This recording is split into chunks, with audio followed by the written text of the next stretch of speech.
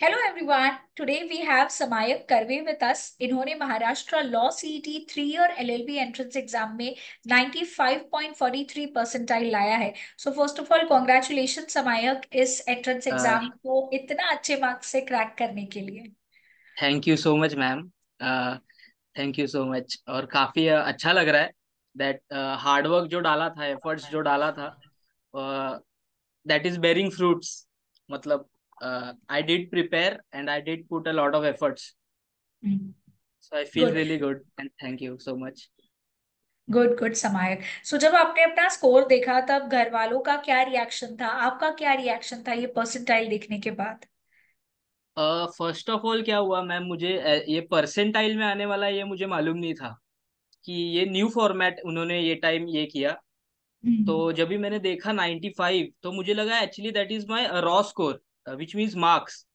तो फिर हम्म। उसके बाद मैंने थोड़ा इंक्वायरी किया और आपके साइट बी एजुकेट ट्यूटोरियल्स का यूट्यूब चैनल है, उस पे मैंने देखा कि they have come up with a new system of percentile.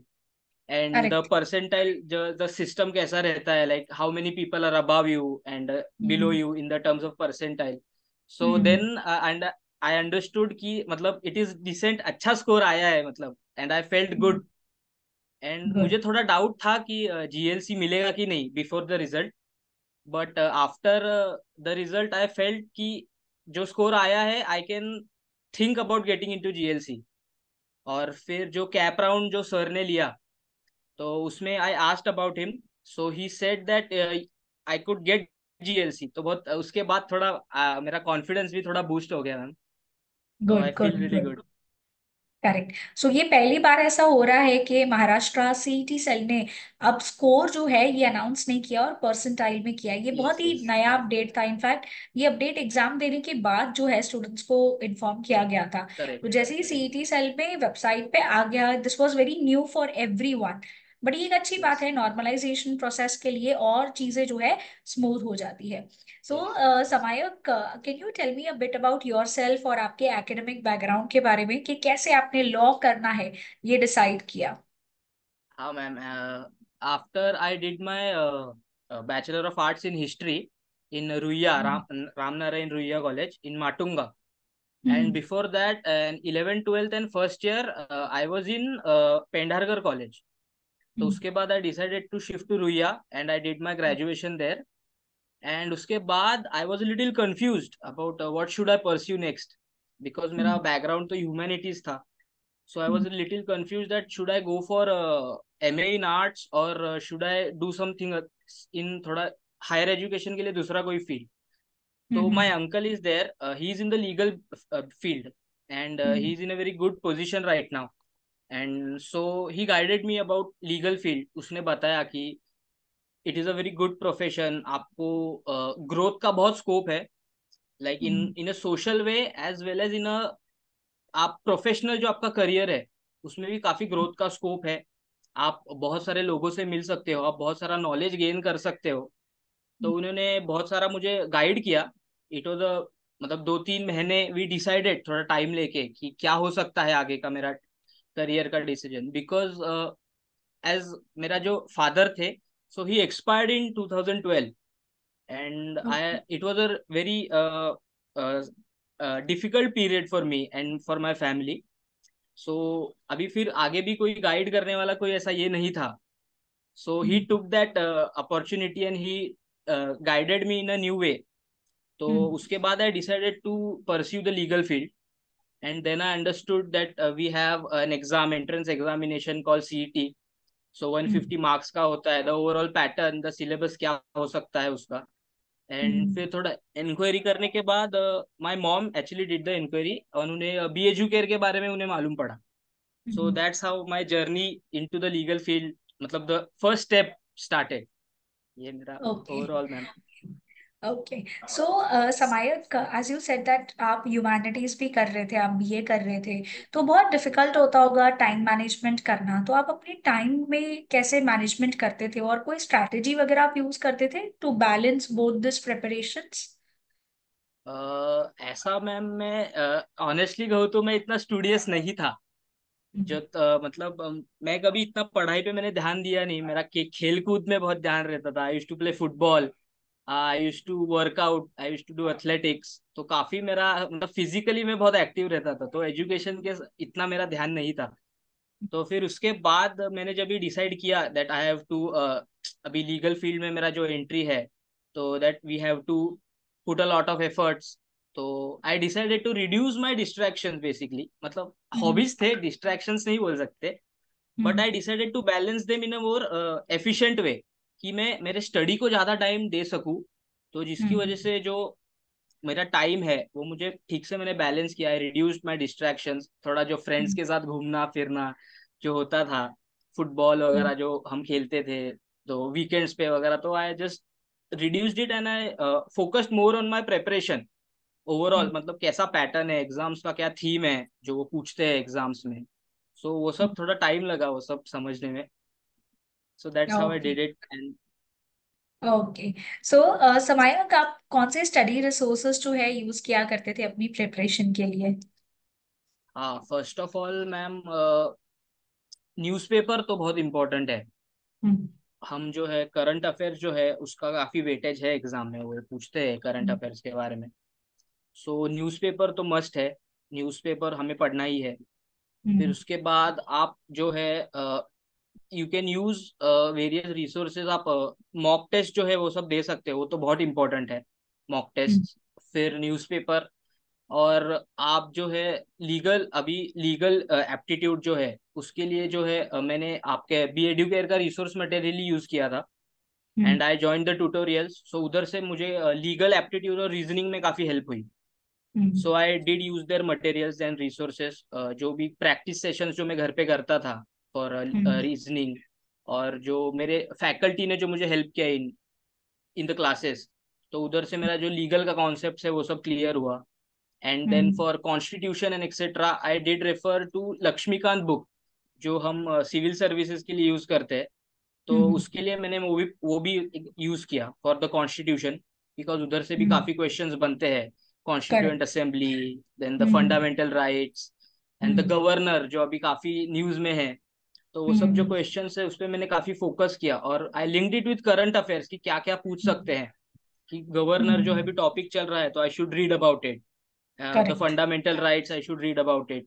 फिर हम्म। फैकल्टी ने भी काफी हेल्प किया कि आप कौन से जो है थीम्स है एग्जाम में आप फोकस कर सकते हो, जो हम्म। स्केड्यूल्स जो हम्म। कॉन्स्टिट्यूशन के हैं। Then everything hmm. I did एकदम थरोली। रिसोर्स मैंने जो है लिमिटेड ही रखे, but I revised it. Hmm. Current affairs के लिए I used B Edu care का जो यूट्यूब ट्यूटोरियल, यूट्यूब पे जो उनका वीकली जो करंट अफेयर्स वीडियो आता था, I hmm. Use to watch it and I use to simultaneously makes note of it. मतलब वन वन हेड पॉइंट्स का मैं नोट लिख के लेता था, ज्यादा बड़ा भी नहीं, एकदम हम्म। कंसाइज नोट्स मैंने बना लिए थे। I hmm. Did it for around October to February. Hmm. और I think November to February का मैंने करंट अफेयर्स का उनका पूरा जो वीडियोस, जो उनका जो प्लेलिस्ट था, उसका मैंने हम्म। पूरा देख के कंसाइज नोट्स बना लिया and I revised it thoroughly. 3-4 times I revised it, मतलब हर वीकेंड पे रिवाइज करता था। हम्म।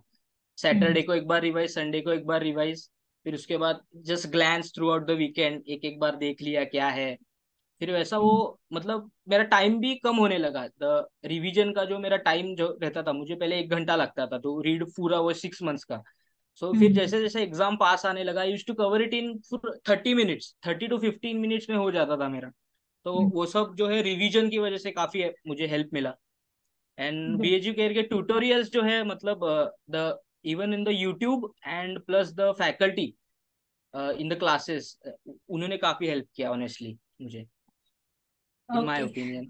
Good to hear it, Samayat. Good to hear it. We are here to help the students to yes reach to ma'am, their goals मतलब हर एक and their जो भी destinations. Inquiries होता था, मतलब एकदम माइनर टू माइनर चीज होता था, वो भी मुझे समझ जाता था रिलेटिंग टू जो अभी जो सीईटी के बारे में है, through the coaching also plus YouTube also. So मैं उधर काफी एक्टिव था आपके Good. दोनों Good to बीच में। hear this, Samayat. So, Samayat, can you tell me आपके future plans क्या है? अब next, what next after this? Ma'am अभी तो I do my 3 year course of LLB. मुझे जो है जीएलसी में आई थिंक मुझे मिल जाएगा। So I will pursue it from there and around I think second year और third year I get a good internship in a firm. So I also keep my grades consistent and very good, so that मेरा हम्म जो exposure का जो मेरा scope है वो बढ़ जाए इन हम्म वेरियस फर्म्स, और जो मेरा एक्सपीरियंस है वो काफी मुझे अच्छा मिले. And then I am thinking of pursuing judiciary exams in the future through hmm Maharashtra public service commission. ये भी एक सोच के रखा है मैंने. So okay I'll practice it for a few 5 7 years. I'll get a good experience, and I'll go for higher judiciary examinations. So that is okay my. So that's very big goal, and I'm Yes, definitely sure with your consistency and hard work, you will be able to achieve it in the upcoming that is days. that is must. Yeah. So, Samayak, as you said, you used to do mock test and the practice MCQs. So you must have Yes, yes. definitely learned a lot of things while solving. You must have identified your mistakes. आपने जो आप error कर रहे हो, ये आपको समझ Correct, में आया रहेगा. मुझे ऐसे खुद को improve करना है. तो कैसे correct. आपको mock test और topic wise test ने help किया अपना score boost करने के लिए? एक्चुअली मैंने मॉक टेस्ट के लिए तो बी एजुकेयर का जो ऐप है ऑनलाइन, तो हम्म उनके जो वो प्लेटफॉर्म है, we have to subscribe it, but I got it through the, मतलब जो मैंने फीस जो पे किया था उनके थ्रू मुझे मिल गया था. सो हम्म उनके पास मॉक टेस्ट जो था वो फुल लेंथ टेस्ट भी था प्लस सेक्शन वाइज टेस्ट भी था. हम्म तो मैं आई यूज टू गिव इट, मतलब स्टार्टिंग में जब भी मैंने प्रिपरेशन स्टार्ट किया था मेरा, तो तभी मैंने मॉक टेस्ट नहीं दिया. सो आई जस्ट हम्म लर्नड, जो मैं नॉलेज गेन करता गया थोड़ा फॉर. फिर उसके बाद मैंने सोचा कि now I have to test my strength and weaknesses, कि अभी क्या हो सकता है, कौन सा जो टॉपिक मैंने पढ़ा है मुझे अच्छे से कॉन्सेप्ट जो है समझ में आया है. फॉर एग्जांपल रीजनिंग का कोई हो गया, तो डायरेक्शन सेंस का कोई मैंने देखा तो ये दे दिया अपना, टॉपिक वाइज टेस्ट दे दिया डायरेक्शन सेंस का. तो मुझे समझ हम्म में आया कि क्या मेरा स्ट्रेंथ है, मतलब कौन से हम्म क्वेश्चंस है मैं उस पे ये कर पा रहा हूँ, मतलब कौन सा अच्छा क्वेश्चन मुझे समझ में आ रहा है और कौन सा वीकनेस है उसमें भी. सो आई प्रैक्टिस्ड अ हम्म लॉट. फिर उसके बाद हम्म कॉन्स्टिट्यूशन का जो टॉपिक वाइज टेस्ट है, उसमें जो हम्म फंडामेंटल राइट्स हो गए या और कोई गवर्नर जैसा टॉपिक हो गया, सो वो सब मैंने पढ़ा. फिर क्या मेरा स्ट्रेंथ है, देन आई रिवाइज्ड इट. कि जो मेरा हम्म वीकनेस है आई रिवाइज्ड इट. वो तो मस्ट था, क्योंकि अगर आप एक बार पढ़ रहे हो फिर उसके बाद आप रिवाइज नहीं कर रहे हो तो आप भूल जाओगे वो. और एग्जाम में करेक्ट एक छोटा छोटा मिस्टेक भी आप अफोर्ड नहीं कर सकते मेरे हिसाब से. बट स्टिल ऐसा होता है कि एग्जाम जो है, आप जो सोच रहे हो उससे थोड़ा अनएक्सपेक्टेड आ सकता है. बिकॉज दैट इज द, उनका ऐसा रहता ही है. बिकॉज कौन सा भी आप एग्जामिनेशन ले लो, they have that tendency to expect the unexpected. तो ऐसा करेक्ट मुझे लग रहा था कि मेरा ऐसा माइंडसेट था कि अच्छा एग्जाम जाएगा, बट थोड़ा अनएक्सपेक्टेड आ गया. बट मॉक टेस्ट हम्म जो था उसने मुझे बहुत हेल्प किया. बिकॉज जो हमें नॉलेज होना चाहिए कि कैसे स्ट्रेटेजाइज करना है, कौन हम्म से सेक्शन को कौन सा कितना टाइम देना है, कौन सा जो हम्म आपका इंग्लिश हो गया फॉर एग्जांपल, तो इंग्लिश सेक्शन जो इसमें 50 क्वेश्चन है तो वेटेज ज्यादा है. और अगर इंग्लिश सेक्शन आपका अच्छा है, आपको अच्छा कमांड है इंग्लिश पे, तो आपको वो एग्जाम में करना है पहले. सो मॉक टेस्ट जो था उन्होंने मुझे एक ओवरव्यू पैटर्न दे दिया था स्ट्रेटेजाइज करने के लिए, कि कौन से सेक्शन को कितना टाइम देना है. 30 minutes for this section, 30 minutes for this section. आपका फॉर एग्जाम्पल करंट अफेयर्स थोड़ा वीक है, तो करंट अफेयर्स को लास्ट में रखना है. और कौन सा हम्म क्वेश्चन कौन से पॉइंट पे छोड़ना है, और फिर बाद में वो क्वेश्चन पे आना है. कि आप अभी कोई एग्जांपल, आप फ्लो में हो, आप सॉल्व कर रहे हैं क्वेश्चंस, और ऐसा कोई क्वेश्चन आ गया कि वो आपको नहीं आ रहा है, तो you need to have that forethought कि आपको वो छोड़ना है, फिर बाद में वो क्वेश्चन पे आना है. सो इसकी वजह से आपका करेक्ट टाइम भी बच रहा है, प्लस आपको मोमेंटम जो हो आपका, जो फ्लो में हो वो भी आपका रह रहा है वो मोमेंटम. सो ये सब जो स्ट्रेटेजीज तो था, छोटा छोटा जो नुआंसेस जो था वो सब मुझे मॉक टेस्ट के द्वारा ही मुझे काफी हेल्प मिला, एकदम पैटर्न ओके समझ में आने में basically. Correct so mock test बहुत इंपॉर्टेंट रोल प्ले करते हैं हमें समझ में आता है कि यस हमें यस यस कहाँ यस खुद को करेक्ट जो है सुधारना है और हमें हमारे वीक पॉइंट्स अगर पता होंगे तो ही हम उस पे इम्प्रूवमेंट कर सकते करेक्ट हैं. Correct correct rightly said absolutely. Samayak. Okay so Samayak कोई आप टिप देना चाहोगे फ्यूचर लॉ एस्पिरेंट्स को? फर्स्ट ऑफ ऑल तो consistency ma'am, we have to be consistent. ये तो मेन हम्म है, सबसे क्रक्स मेरे हिसाब से, हम्म कि we have to put in the effort day in and day out. ये आपका बेसिक आपके माइंड में होना चाहिए. बिकॉज ये जो एग्जाम है इसमें कम्पिटिटिव एग्जाम है। 70,000 students, 65,000 students are appearing every year. So correct. We have to keep that in mind कि अगर आपको अच्छा कॉलेज चाहिए, if you need to have a good, अच्छा कोई कॉलेज चाहिए जिसकी वजह से आपका ग्रोथ का जो अपॉर्चुनिटीज बढ़ रहा है, आपके फ्यूचर को काफी एक फाउंडेशन मिल रहा है अच्छा, to venture into new fields, मतलब थोड़ा एक्सपीरियंस मिल रहा है, तो उसकी वजह से अच्छा कॉलेज तो नेसेसरी है। सो ये सब मेरे माइंड में फिक्स मैंने कर लिया था कि अच्छा कॉलेज चाहिए तो we have to put in effort.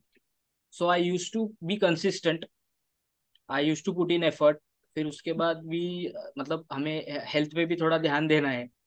और क्योंकि मेरे केस में ऐसा हो गया था कि मैं जब भी 2023 का जो सीईटी एग्जामिनेशन था वो मैं दे नहीं पाया था, despite studying for it, despite B joining the coaching. तो मैं नहीं दे पाया था because of my health issues. मेरा बहुत ही हेल्थ खराब हो गया था एंड आई वॉज हॉस्पिटलाइज। तो वो मैं नहीं दे पाया एग्जाम 23 वाला जो एग्जामिनेशन था। तो हेल्थ का ही इशू हो गया था, मैंने मेरे हेल्थ पे ध्यान नहीं दिया, I used to eat junk food. तो बाहर का खाने की वजह से I I think I got food poisoning. तो I was hospitalized for a week I think. और वो काफी इंटेंस हो गया था हेल्थ पे। सो हेल्थ पे भी आपको बहुत ध्यान देना है, मतलब in this 6 months you have to, थोड़ा तो आपको हेल्थ पे ध्यान देना है। And correct. Then revision and practice, this is must. क्योंकि रीजनिंग सेक्शन है, करंट अफेयर सेक्शन है, थोड़ा छोटा छोटा छोटा जो डिटेल्स है किस पे वो पूछ रहे हैं, बुक्स वगैरह। अब सीटी एग्जामिनेशन है, मेरे हिसाब से जो मैंने उनको स्टडी किया है एग्जाम को, तो वो बुक्स पे थोड़ा ध्यान देते हैं। तो कौन से बुक्स पूछ रहे हैं, कुवेम्पू अवार्ड हो गया या नोबल लिटरेचर, एग्जाम्पल दे रहा हूँ। So we just have to think parallelly कि क्या क्या पूछ सकते हैं। तो बुक्स के बारे में मैंने थोड़ा एफर्ट पे थोड़ा फोकस किया, जो न्यूज़पेपर्स में जो आता था रिगार्डिंग बुक्स, कि बुकर प्राइज किसको मिला, या ये सब पे मैंने काफी फोकस किया। देन रिवीजन तो किया, and mock test. So these were my overall the approach and the. Okay, great, Samay. So good to hear. And B Educare family wishes you all the very best for your future. And thank you, congratulations once again for getting such a good score in Maharashtra Law CET 3-year LLB entrance exam 2024. Thank you, thank you, thank you so much.